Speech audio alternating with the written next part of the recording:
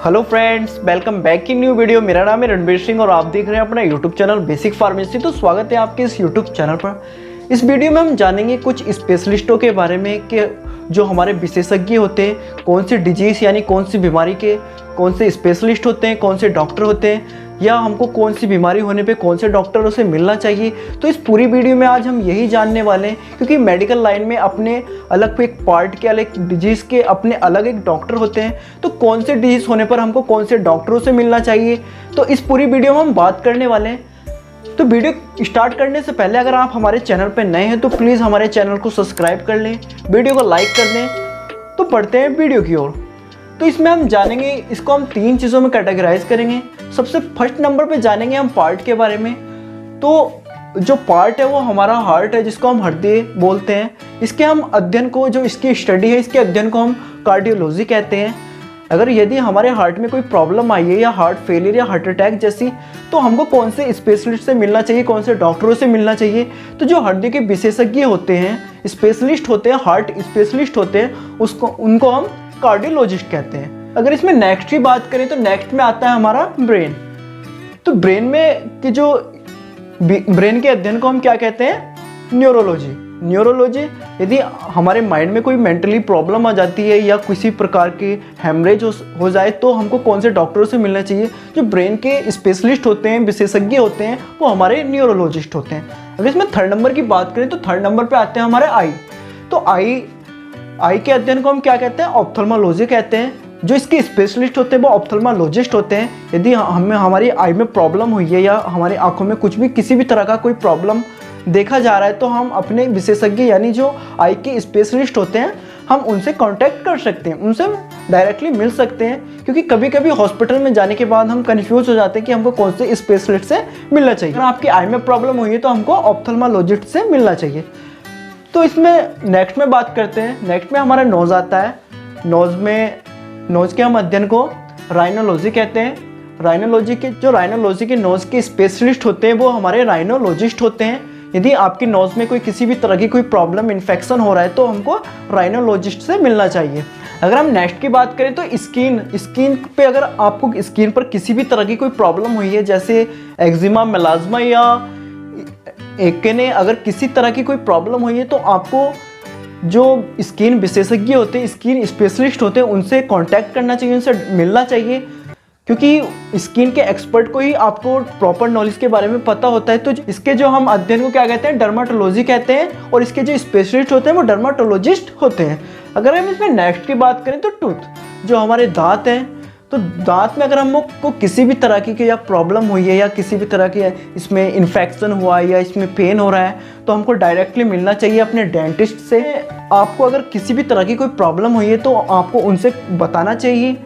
इसके जो अध्ययन को हम क्या कहते हैं, ओडोंटोलॉजी कहते हैं। अगर इसमें नेक्स्ट की बात करें तो माइंड, जो हमारा माइंड यानी कि मन होता है, इसके अगर हमको एंजाइटी या डिप्रेशन, किसी भी तरह की कोई प्रॉब्लम हुई है, तो हमको डायरेक्टली कांटेक्ट करना चाहिए साइकोलॉजिस्ट से। इसके जो अध्ययन को हम साइकोलॉजी कहते हैं। अगर नेक्स्ट की बात करें तो लीवर यानी कि यकृत। मैंने आपको बताया जो यकृत है हमारी बॉडी में सबसे बड़ी ग्लैंड है, यानी कि जो हमारी बॉडी के अंदर सबसे बड़ी जो ग्लैंड है वो हमारा यकृत है, जिसको हम लीवर के नाम से जानते हैं। इसका अगर समथिंग वेट की बात करें तो 1500 ग्राम से लेकर 1800 ग्राम तक इसका वेट होता है लीवर। तो इसके जो अध्ययन को हम क्या कहते हैं, हेपेटोलॉजी कहते हैं। कभी कभी इसमें इतनी प्रॉब्लम आ जाती है, या जॉन्डिस या हेपेटाइटिस या इस पर सिरोसिस हो जाते हैं, तो स्पेशलिस्ट हैं, विशेषज्ञ, उनसे डायरेक्टली कॉन्टैक्ट करना चाहिए।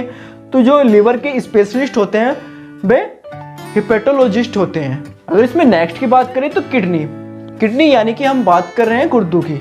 जो किडनी होती है तो इसके हम अध्ययन को क्या कहते हैं, नेफ्रोलॉजी कहते हैं। अगर इसमें किसी भी तरह का कोई इन्फेक्शन हो जाता है या फिर इसमें कॉलिकल्स हो जाती हैं या स्टोन्स हो जाते हैं, तो हमको डायरेक्टली नेफ्रोलॉजिस्ट से मिलना चाहिए। हमको अपनी सारी प्रॉब्लम शेयर करनी चाहिए, उनको अच्छे से बताना चाहिए, क्योंकि जो जिस चीज़ का स्पेशलिस्ट होता है उनको ही अच्छे से ये प्रॉब्लम समझ में आती है।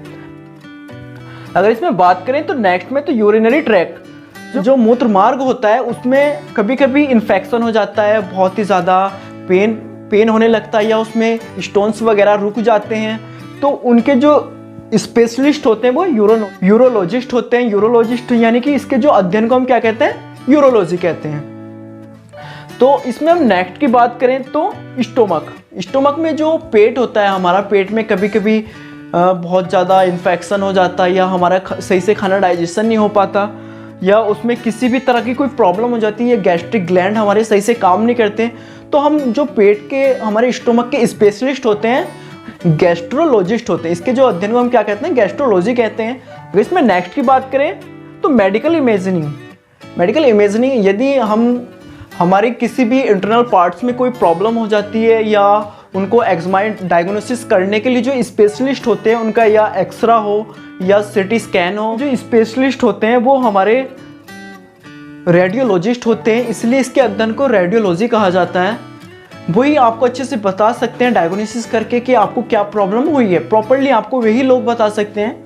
अगर इसमें नेक्स्ट की बात करें तो लेडी में जो प्रेगनेंसी हो जाती है, जो लेडी में प्रॉब्लम हो जाती है, तो उनकी जो स्पेशलिस्ट होती हैं वो होती है हमारी गायकोनोलॉजिस्ट, जो हमारे लेडी को सही से ट्रीट कर सकती हैं। उनको इंटरनली कोई प्रॉब्लम हो जाती है, जो उनके वेजाइना में किसी भी तरह की कोई प्रॉब्लम या प्रेगनेंसी, तो उनको जो अच्छे से ट्रीट करती है वो गायकोनोलॉजिस्ट होते हैं, इसलिए इसके जो अध्ययन को क्या कहा गया है, गायकोनोलॉजी कहा गया है। तो प्लीज़ अगर आपको किसी भी तरह की कोई प्रॉब्लम है तो एक बार स्पेशलिस्ट से ज़रूर कंसल्ट करें।